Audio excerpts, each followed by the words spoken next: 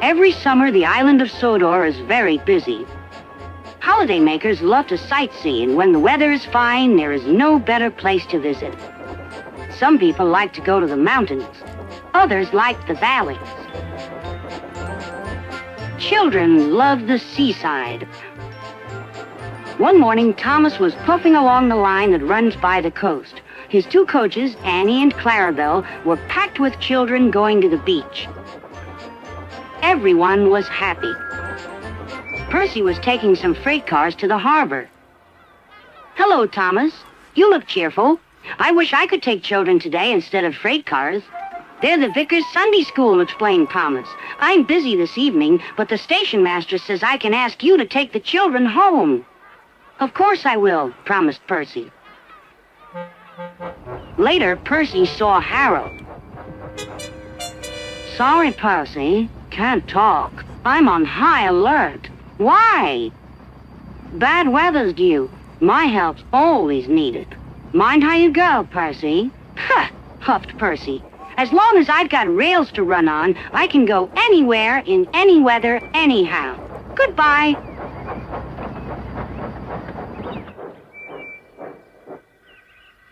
"Be careful," warned Edward. "There's a storm coming." A promise is a promise, thought Percy, no matter what the weather. The children had a lovely day, but by tea time, dark clouds loomed ahead. Annie and Clarabelle were glad when Percy arrived. He was just in time. The rain streamed down Percy's boiler. Ugh, he shivered and thought of his nice dry shed.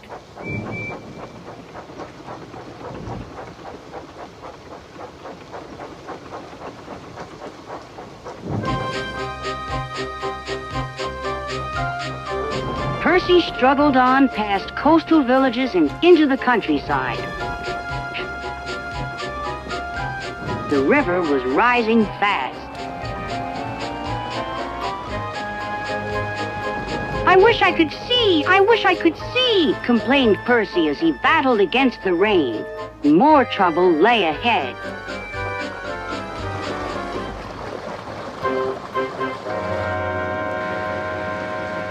"Oh," hissed Percy, "the water is sloshing my fire!"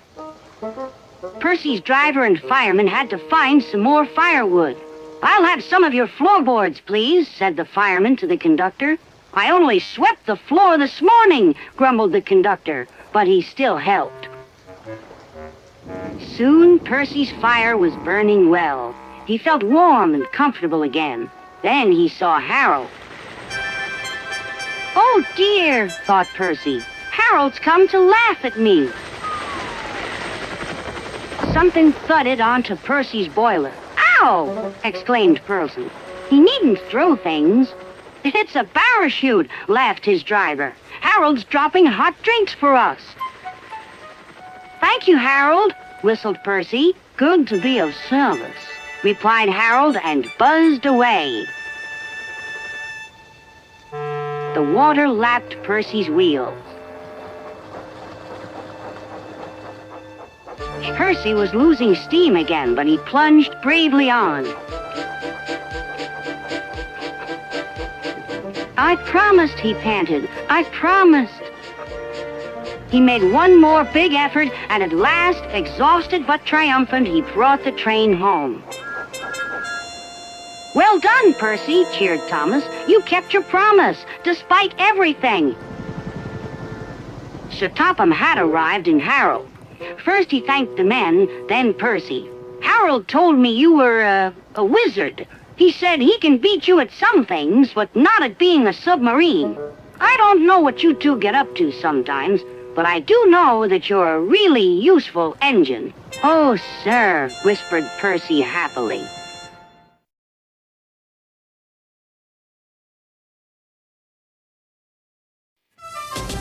Donald and Douglas are twins and had arrived from Scotland to help Sir Topham Hatt, but only one engine had been expected.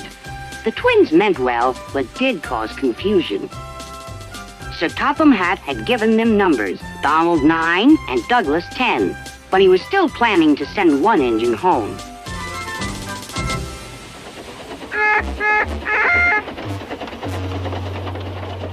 There was a brake van in the yard that had taken a dislike to Douglas.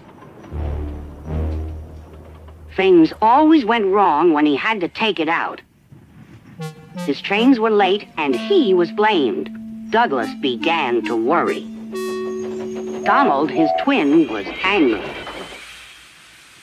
"You're a muckle nuisance," said Donald. "It's to leave you behind I be wanting."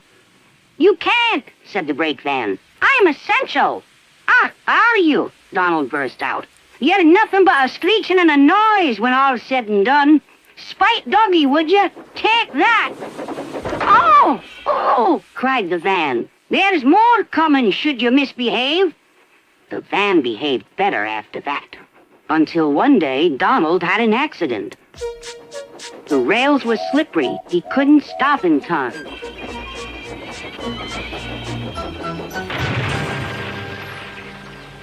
Donald wasn't hurt, but Sir Topham Hatt was most annoyed.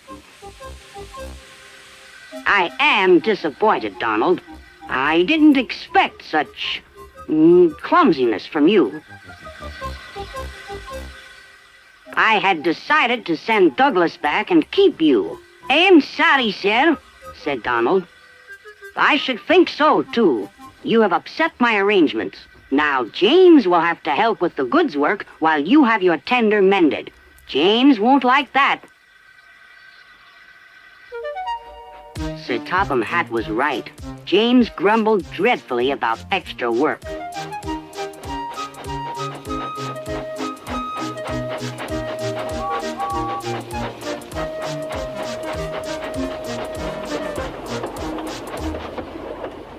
"Anyone would think," said Douglas, "that Donald had his accident on purpose.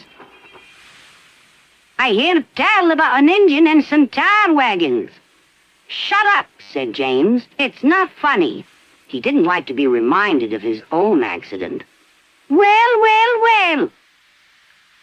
"Surely, James, it wasn't you. You didn't say." James didn't say. He slouched sulkily away. "James is cross," snickered the spiteful brake van. "We'll try to make him crosser still." "Hold back," giggled the freight cars to each other. James did his best, but he was exhausted when they reached Edward's station. Luckily, Douglas was there. "Help me up the hill, please," panted James.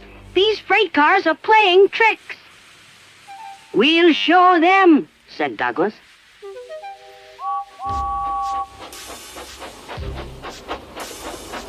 Slowly but surely, the snorting engines forced the freight cars up the hill.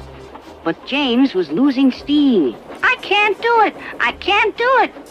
"Leave it to me!" shouted Douglas. The conductor was anxious. "Go steady! The van's breaking!" The van was in pieces. No one had been hurt, and soon Edward came to clear the mess. Sir Topham Hatt was on board. "I might have known it would be Douglas," he said. "Douglas was grand, sir," said Edward. "James had no steam left, but Douglas worked hard enough for 3. I heard him from my yard." "2 would have been enough," said Sir Topham Hatt. "I want to be fair, Douglas, but I don't know. I really don't know." Sir Topham Hatt was making up his mind about which engine to send away, but that's another story.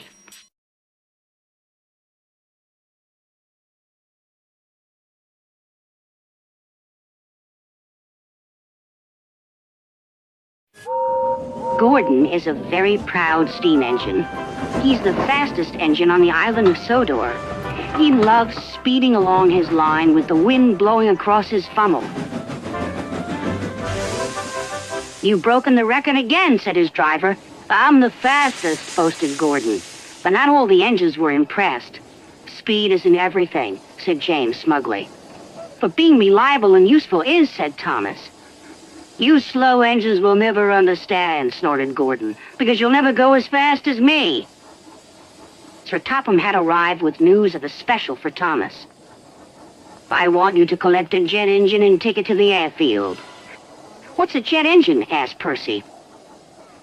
The jet engine goes forward by pushing hot air out of its back, Sir Topham had explained. Just like when you blow up a balloon and let it go, added Thomas. It's very fast. Thomas likes making special deliveries for Sir Topham Hatt. It makes him feel special. But secretly, he wished he could go as fast as Gordon. Just once. Thomas arrived at the docks excited to see the jet engine. It was shiny and modern, and Thomas had never seen anything like it. But couldn't wait to start his journey. But Cranky was taking his time. Hurry up, huffed Thomas. This is a special. Cranky does not like being told what to do, especially by an engine. He became so cranky that he was careless with his hook. His hook knocked the switch, and the switch started the jet engine, as the engine began to whine. The whine got louder and louder and louder. Uh-oh, said Cranky. Before he could say anything else, the jet engine was rocketing Thomas up the track. Whoa, said Thomas. The driver tried to put on the brakes, but Thomas couldn't stop. Whoa, boy! The station master called ahead. Clear the lines! It's a runaway train! Signals were changed, and points were switched. Thomas had never been so excited. Thomas flew by James and rocketed past Henry.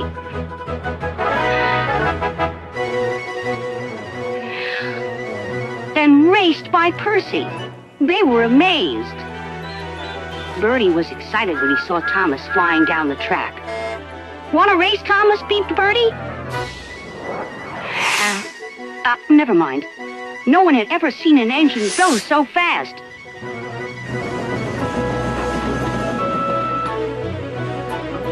Gordon had no idea that Thomas was racing along the main line.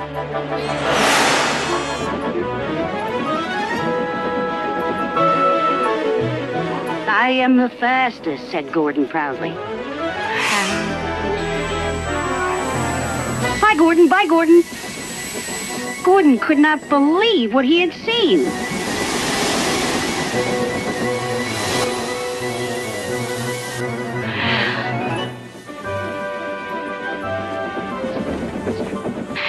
At last, the jet engine ran out of fuel, and Thomas was back under his own power.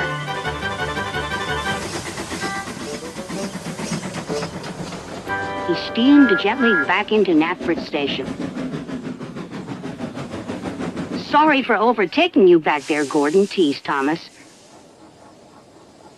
Overtake me? I didn't notice, Gordon huffed. You didn't notice the fastest engine on the island of Sodor, said Henry. Yes, I am the fastest, puffed Thomas. Percy felt a little sorry for Gordon. Gordon doesn't have to go as fast as a jet engine. He's a steam engine. But he's still full of hot air, whistled James, and Gordon wheeshed away.